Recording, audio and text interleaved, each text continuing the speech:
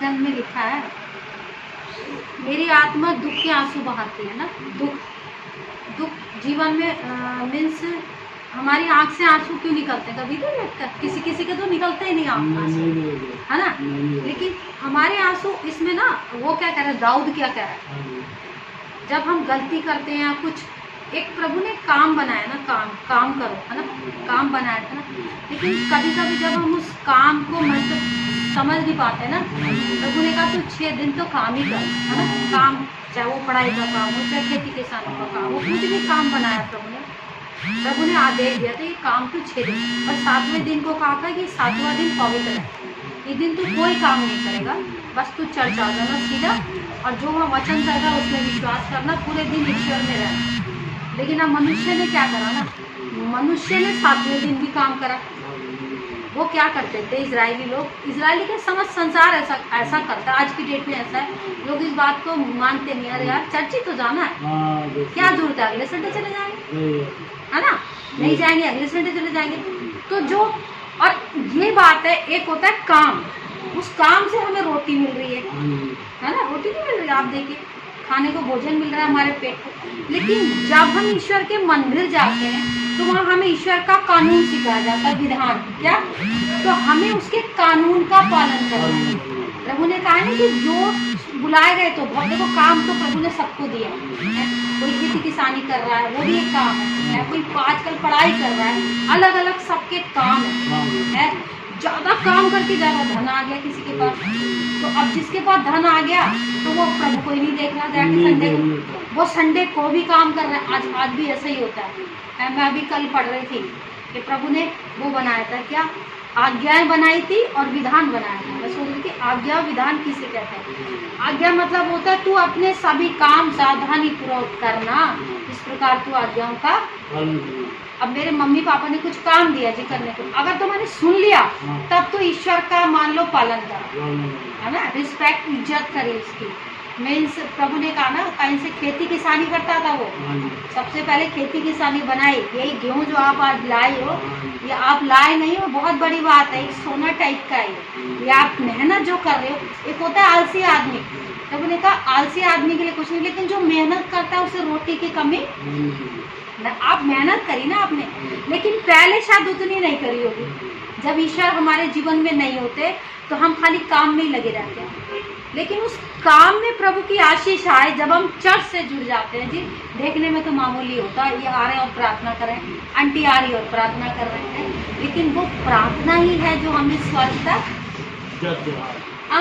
इसीलिए जब आप अपनी, जिस आप पुरानी परिस्थिति से जब आप ऊपर बढ़ रहे हो, तो जब भी आप प्रार्थना करने बैठते हो, दाऊद कहता है मेरे आंखों से आंसुओं की धारा बह रही क्यों, मैं अपनी उस परिस्थिति को देखता हूँ, उस अपनी कष्टों को देखता हूँ कि प्रभु तू किस तरीके से मेरे जीवन में परिवर्तन करता है। मैं क्या था और तूने मुझे क्या जी। ये वो लोग हैं जो ईश्वर पर भरोसा करते हैं, आप समझे, जो मरते दम तक भी ईश्वर से जुड़े हैं, तो ये ईश्वर के विधान का, कानून का पालन करते हैं। दिखने में तो मामूली है, आप गेहूं लाए हो, लेकिन नहीं, आपको आदेश दिया गया है, क्या दे दिया है, जो अपने धन में से थोड़ा सा भी देता है गरीबों को। प्रभु कहता है जो गरीबों को देता है वो ईश्वर को दान देता है। मान लो मेरा भाई भूखा है, उसने मेरी समय पे मदद नहीं करी, तो क्या मैं उससे जलूं? मैं उसको भी दूं, तब मैं ईश्वर के कानून का पालन करता हूँ, है, तब मरने के बाद भी जीवन हमें मिलेगा। इसलिए ये आंसू जो होते हैं ना, प्रभु क्या कहते हैं, हम नहीं जानते, सुसमाचार में लिखा है हमें कैसे प्रार्थना करनी चाहिए। प्रार्थना एक आंसुओं से भी होती है, मालूम, वो पापनी स्त्री प्रार्थना कर रही थी, वो आके ईश्वर के चरणों में लिपट गई, रो रही थी बार बार। कुछ लोग, दाऊद क्या कर रहा था, दाऊद रो रहा था। तो हमारी आत्मा का जो भोजन है वो क्या है, आंसू, जिसे जल बोलता है। क्या बोला जाता है, जल। उस क्रूस पे से क्या बह रहा था, जल और रक्त। यही तो भाला मार के, यही तो जल जो है किसको दिखाता है, जल, ये आत्मा को दिखाता है। जल जब निकल रहा है तो पानी बह रहा है ना। प्रभु कह रहे हैं मैं जल का बना हूँ, रक्त का बना हूँ, आत्मा का बना हूँ। और रक्त का मतलब होता है जी विधान। जब हम चर्च जाते हैं और उसके विधान का पालन करते हैं तो हम उसके ईश्वर के बच्चे कहलाते हैं। तभी हम अपनी, जब मैं कल ये सोच रही थी, प्रभु, मैं कल बैठी सोच रही थी, मैंने क्या कहा था प्रभु, किस परिस्थिति कैसे बनी, तो मुझे याद आ रहा था क्या मैं किस तरह प्रार्थना करने लगी, किस तरह वो सुबह उठ के रोजरी माला गिनती कर रही हूँ है, और दोपहर में कर रही हूँ, शाम को कर रही हूँ, बाइबल पढ़ रही हूँ, वचन पढ़ रही हूँ, प्रभु उसका पालन कैसे पूछ रही हूँ। तो प्रभु ने पेतरुस से क्या बोला, पेतरुस तुम घंटे भर भी नहीं मेरे साथ बैठ सकते, ऐसे ही बोला ना। वो नींद आ रही थी उनको बार बार। तो जब हम प्रभु के साथ ज़्यादा देर बैठते हैं ना, कोई ऐसे प्रभु के साथ नहीं बैठता, मुझे पता मैं 20-20 घंटे बैठती है ना, तो वो प्रभु की दया थी कि वो मुझे बिठा रहा था और सिखा रहा था, मैं नहीं कर रही थी, आप समझे। वो कहता है मैं धर्मियों और अच्छे लोग, मैं तो बुरे लोगों के लिए मारा हूँ, पापियों के लिए, हम सब वही है एक। लेकिन अब काम आ गया ना, काम हम तो काम कर रहे हैं ईमानदारी से है, लेकिन उस ईमानदारी में हम विश्राम दिवस को ना भूलें।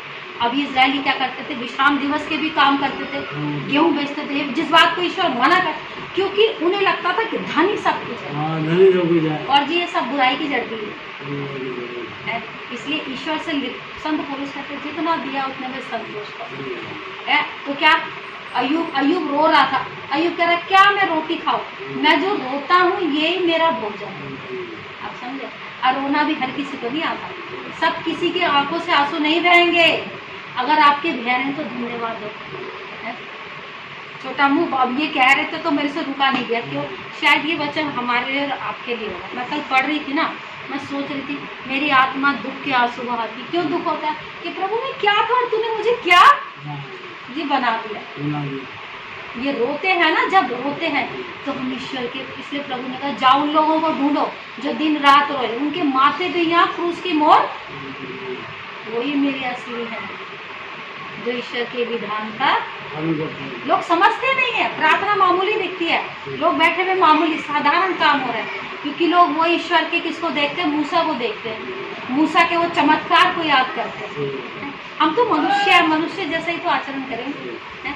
सुबह 5 बजे उठ के कोई प्रार्थना करता है, फिर काम में लग जाता है।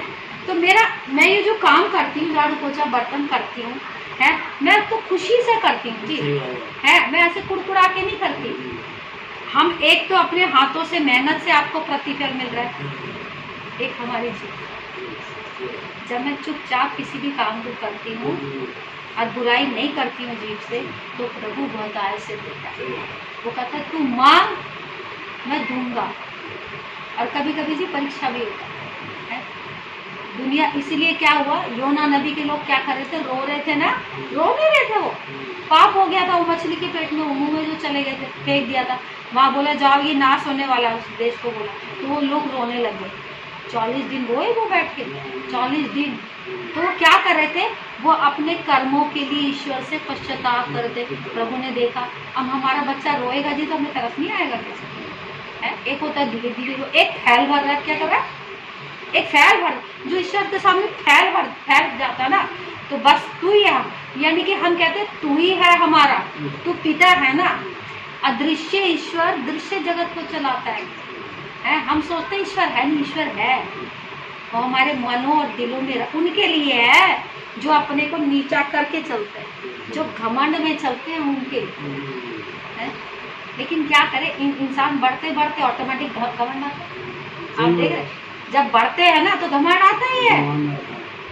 इसलिए पौलुस कहता है जितना दिया है प्रभु उतने में मुझे संतोष करना सिखा ईश्वर को। इसीलिए आंसू बहते, प्रभु हम क्या थे और तूने हमें